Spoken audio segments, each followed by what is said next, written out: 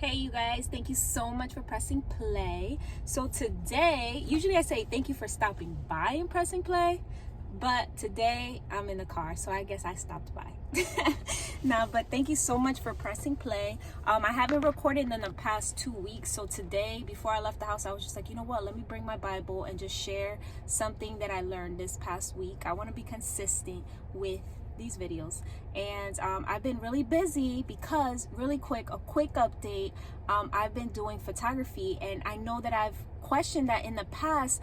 It was almost like a thought, an idea, like, man, should I do photography? I think specifically I talked about it in the video where I realized that I was at a standstill, just desiring to get pregnant and just putting all my hope into getting pregnant. And then God almost reminded me, like, wait, your identity is not in being a mom. Your identity is in being a Christian, you know, and being like Jesus. And so don't waste today. Like, you know, seek me to see what am I calling you to do today, right now, in this season of your life. So long story short, one of the areas where God has me in this season right now has been photography, and I've been loving it, you guys.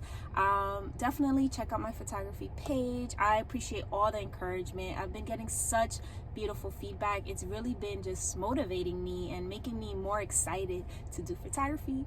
So yeah. Okay, so really quick, I wanted to share something that I read. So now I am in the book of Daniel. I actually started the book of Daniel at the end of February. Just a quick summary. In Daniel 1, what is happening here, Nebuchadnezzar, King Nebuchadnezzar of Babylon, commanded his chief eunuch to bring some of the people of Israel from the royal party of nobility, youth without blemish, youth of good appearances, skillful in all wisdom, to teach them the literature and language of the Chaldeans. The king assigned them a daily portion of food that the king ate and wine that he drank. They were to be educated for 3 years, and at the end of that time, they were to stand before the king.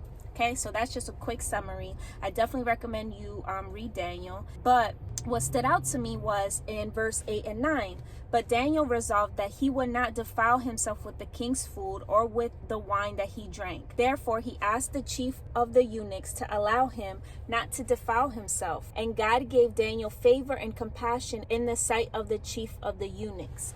Different scholars believe something different as to why Daniel didn't want to eat the king's food. But what stood out to me was that Daniel stood on his conviction.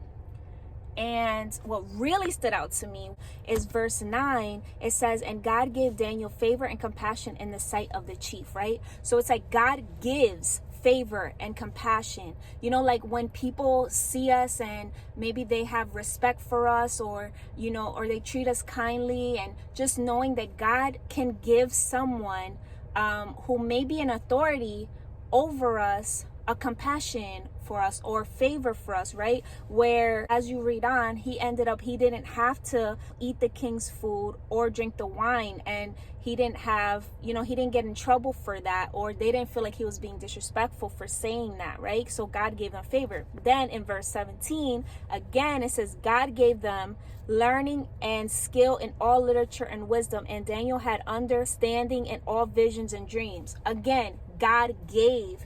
And so that just reminds me, like, that it's God, right? He is the giver of the gifts that we have, the talents that we have, the favor that we get from other people, you know, even the wisdom that we have. God blesses us with these things. And so I'm just so grateful for that. And so I just wanted to share that. This is going to be a quick video, but I just wanted to share that in hopes that it would cause us to just remember that God is so good, right? And all good things come from him. So let's continue to seek him, knowing that he hears us and he answers according to his will, his plan, his timing, right? He's a good God.